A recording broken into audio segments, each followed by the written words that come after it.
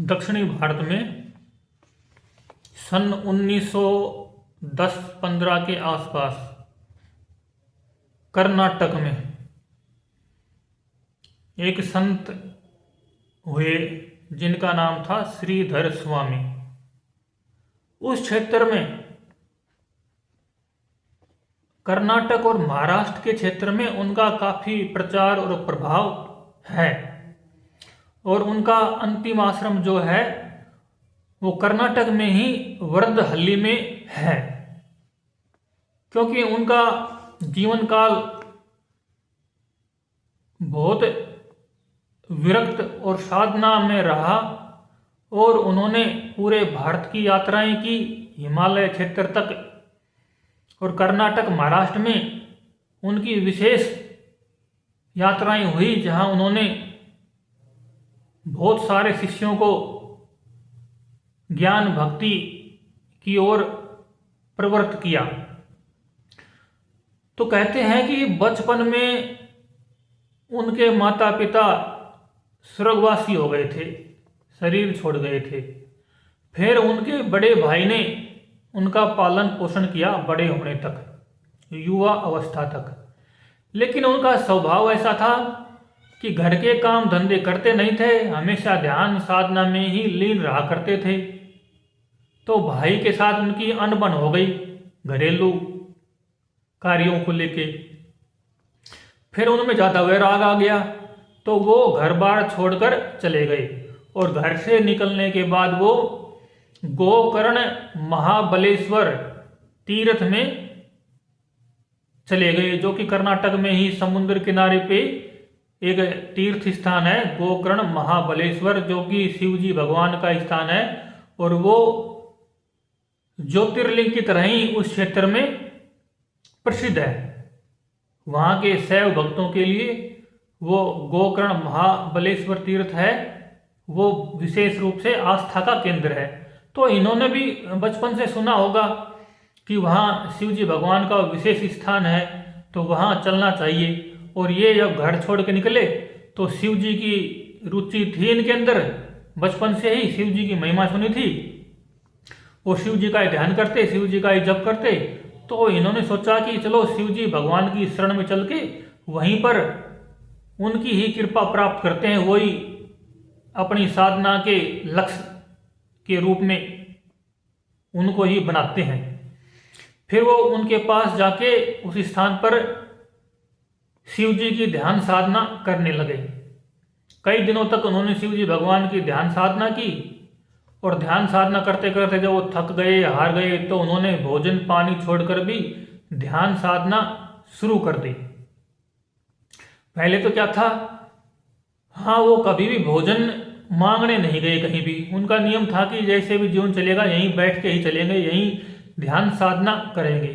तो कई बार वहाँ की कोई भगत जन थे, उनको दिखाई देता कि यहाँ कोई है जो साधना में लीन है, ध्यान में लीन है, तो वो उनको भोजन पकड़ा दिया करते थे।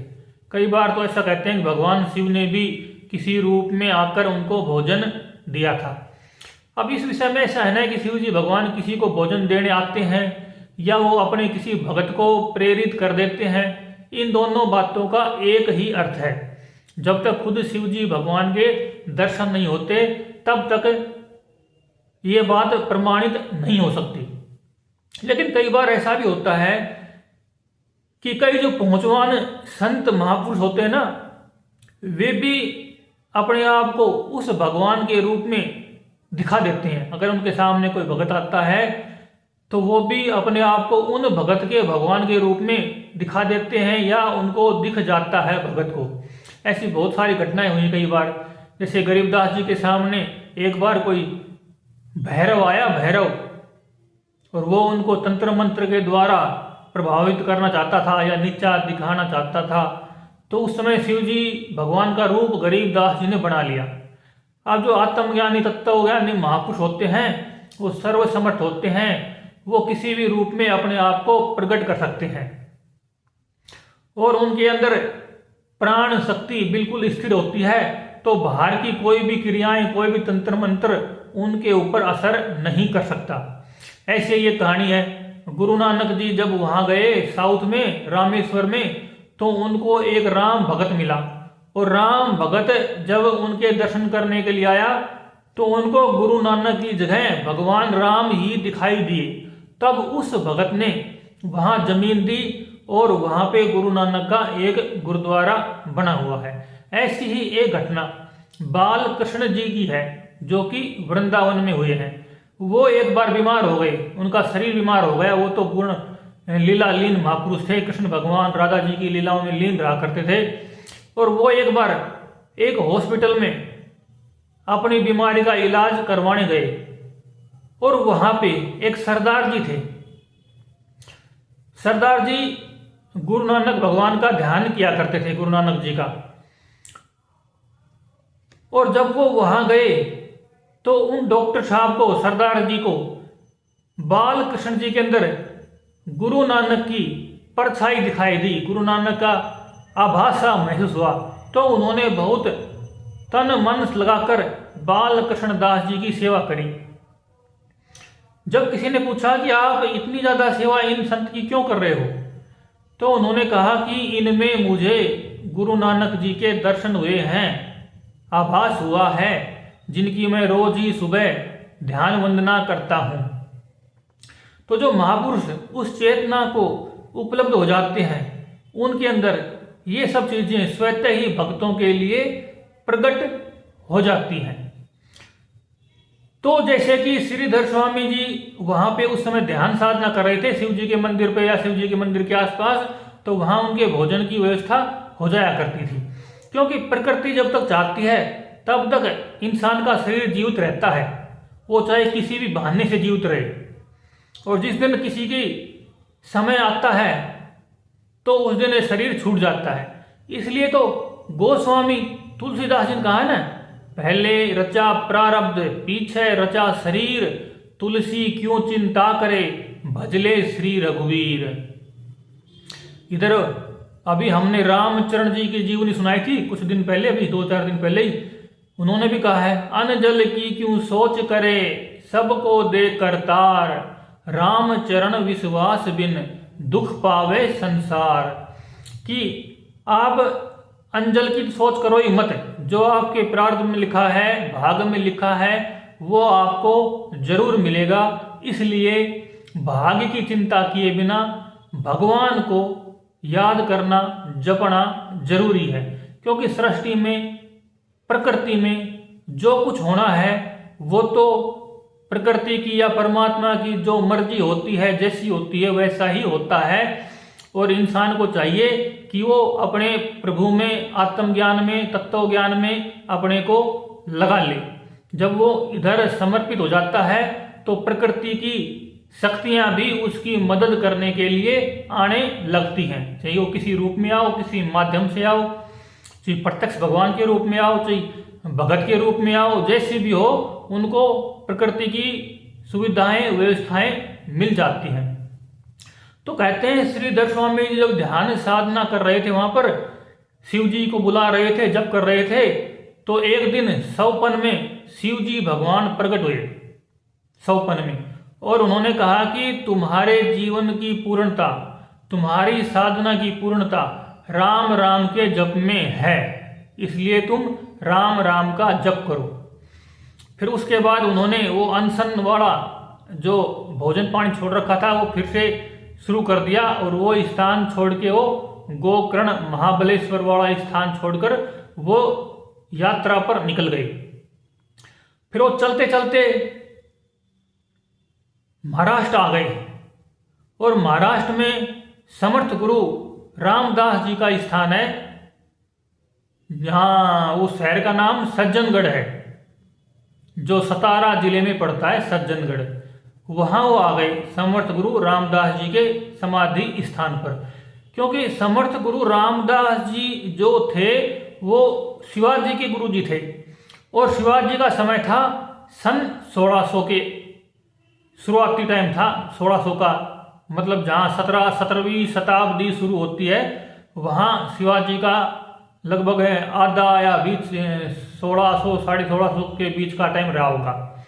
तो समर्थ गुरु रामदास जी उस समय के थे, और ये इस समय उनकी समाधि पर गए सन 1900 के बाद में।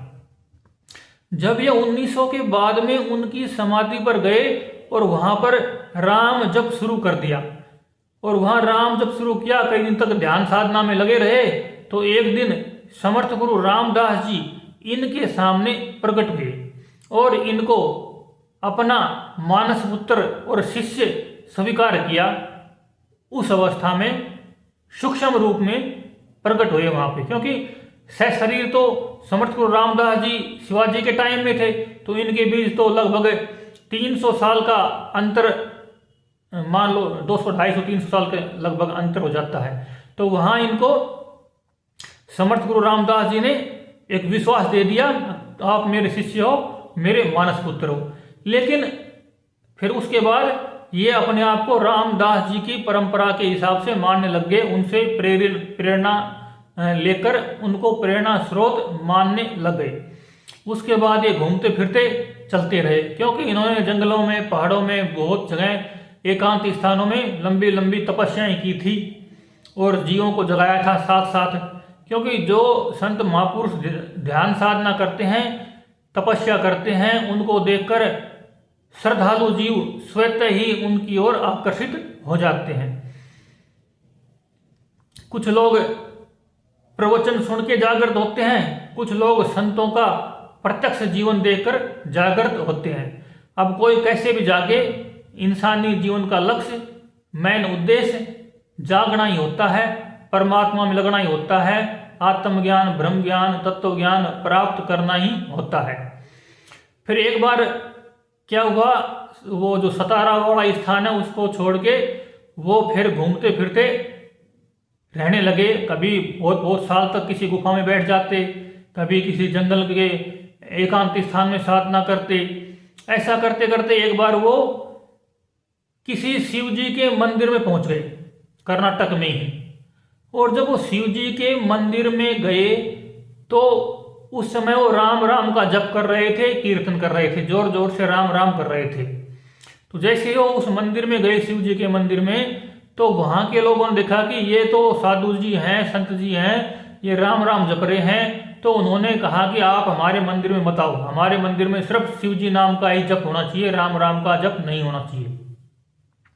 लेकिन वो नहीं माने और वो मंदिर के अंदर जाकर बैठ गए और वहां ध्यान में लीन हो गए।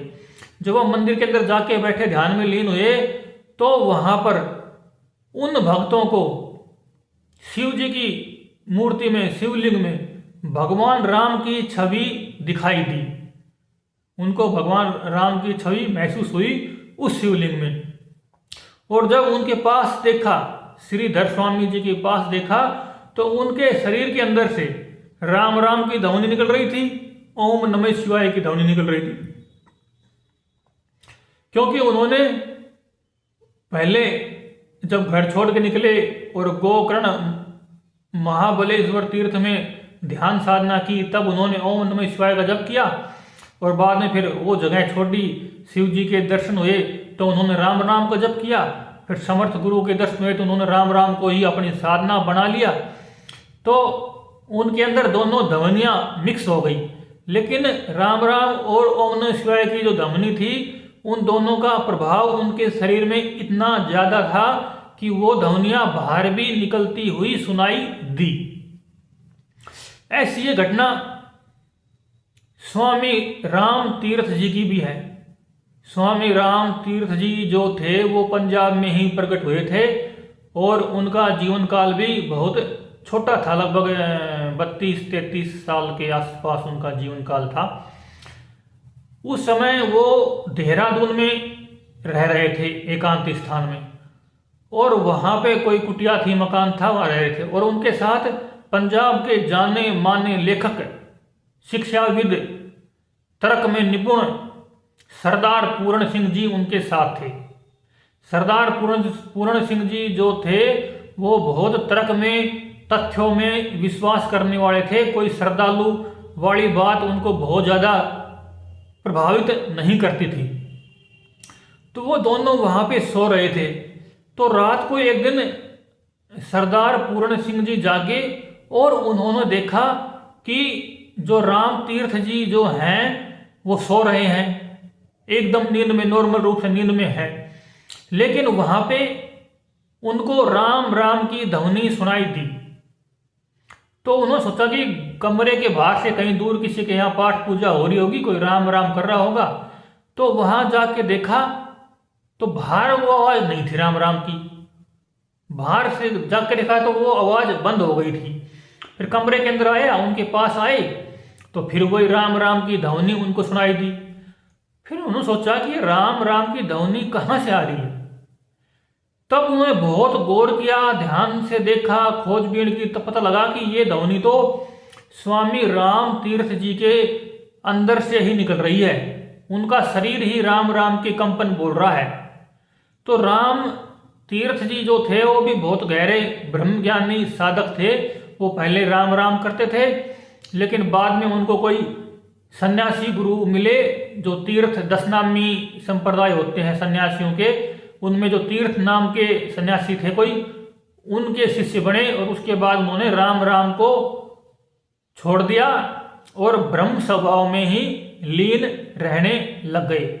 स्वामी राम तीर्थ की ये घटना इसी घटना से संबंधित है, क्योंकि सारे ही संतों महापुरुषों में मिलती जुलती घटनाएं होती हैं। साधना का क्रम एक जैसा होता है, साधना का तरीका एक जैसा होता है, पर फर्क ये है जो शुद्ध ज्ञान मार्ग होता है उसमें नाम जप नहीं किया जाता, उसमें सिर्फ अपने मन को स्थिर किया जाता है। अब उस मन को स्थिर करने के तरीके अलग अलग हो सकते हैं। अब कोई जप के द्वारा कर सकता है, मौखिक जप के द्वारा, जैसे बहुत सारे निर्गुण संत हुए हैं, सगुण संत हुए हैं, उन सब ने मौखिक जप के द्वारा मन को कंट्रोल करने के लिए, रोकने के लिए इस साधन का प्रयोग किया। अब कुछ मानसिक जप वाले होते हैं, जैसे मलुकदास जी थे, राधा स्वामी मत में भी मानसिक जप होता है। ऐसे ही जो ब्रह्म चिंतन करते हैं, निधि ध्यासन करते हैं, वो भी कोई जप, मानसिक जप या मौखिक जप नहीं करते। वो भी अपने मन को अपने संकल्प से या चिंतन से संसार को मिथ्या मानकर और संसार का राग छोड़कर अंदर ही रोक लेते हैं। लेकिन इन तीनों ही तरीकों में, मौखिक जप, मानसिक जप और डायरेक्ट साधना होती है जिसको ब्रह्म या आत्म चिंतन कहते हैं, ब्रह्म चिंतन कहते हैं, उसमें उसको चुप साधन भी कहते हैं, किसी ने अकेलापन भी कहा है। उन तीनों में एक ही बात होती है कि मन को रोका जाता है, मन को चंचलता से रहित किया जाता है। फिर जब मन में चंचलता का प्रतिशत जैसे ही कम होने लगता है, वैसे ही चेतना अंतर्मुखी हो जाती है, और जैसे चेतना अंतर्मुखी होती है, सुषुम्ना खुल जाती है, उसके बाद बाकी काम अपने आप ही होने लगता है। बस वहां तो थोड़ा सहयोग करना पड़ता है। साधन तो शुरुआत में होता है, बाकी बाद में बस सहयोग करना पड़ता है। शरीर के लिए टाइम देना पड़ता है थोड़ा सा, एक तरफ कोने में बैठने के लिए या एकांत में बैठने के लिए। बाकी काम प्रकृति परमात्मा खुद ही कर देते हैं। इस तरह जो श्रीधर स्वामी जी थे, उन्होंने वर्दहली में अपना एक स्थान बनाया और आज वो आश्रम बहुत बड़ा, काफी बड़ा हो गया है। और उनके बारे में ये भी कहते हैं, कुछ चमत्कारिक बातें भी हैं कि एक बार वो चाय नहीं पिया करते थे, चाय के विरोधी थे। आजकल तो खैर पंजाब में तो विशेषकर चाय का प्रचलन है, बहुत संत हैं जो चाय के विरोधी रहे हैं, तो वो भी चाय नहीं पिया करते थे। तो कहते हैं एक बार उनको किसी ने चाय दे दी, तो उन्होंने सोचा कि भगत का अपमान भी नहीं हो और मैं चाय भी नहीं पीऊं। तो जैसे उन्होंने हाथ लगाया, दोनों के हाथ एक साथ मिले, एक ने कप चाय का गिलास, कप जो भी कुछ सा पकड़ाया, उन्होंने हाथ से पकड़ा, उसी समय वो चाय दूध बन गई। उन्होंने तो परीक्षा लेने के लिए कहा, देखा था कि महाराज जी चाय नहीं पीते हैं तो कैसा क्या करेंगे। ऐसा उनके जीवन में कई घटनाएं मिलती हैं कि जब वो एकांत जंगलों में रहा करते थे तो शेर चित्ता भी उनके पास शांति से एकांत में बैठ जाया करते थे। ऐसे पुराने संतों के जीवन में बहुत सारी घटनाएं आती हैं कि हिंसक जीव भी उनके पास शांति से बैठ जाया करते थे। एक बार वो ध्वजा फहरा रहे थे, मंदिर की बहुत ऊंची ध्वजा, कपड़ा बांध के, झंडा बांध के, जिसको झंडा बोलते हैं, ध्वजा बोलते हैं, झंडा नॉर्मल बोल देते हैं, मंदिरों में उसको ध्वजा बोल देते हैं। तो किसी ने पूछा कि महाराज जब सब कुछ अपने भीतर है तो ये ध्वजा इतनी ऊंची फहराने की क्या जरूरत है? तो उन्होंने कहा कि ये प्रेरणा है, ये प्रतीक है कि जैसे ध्वजा ऊपर फहराती है, हवा के साथ हिलती है, ऐसे ही हम नीचे हैं, हमारी चेतना अभी नीचे है नॉर्मल इंसान की, लेकिन ये ध्वजा ऊपर फहराती है तो हमें आत्मबोध का स्मरण कराती है कि हमें भी आकाश को छूना है, आकाश तत्व को महसूस करना है। इस तरह उनका जीवन एक नॉर्मल संत की तरह या विशेष चमत्कारी संत की तरह कैसे ही मान लो, वो उनका जीवन था।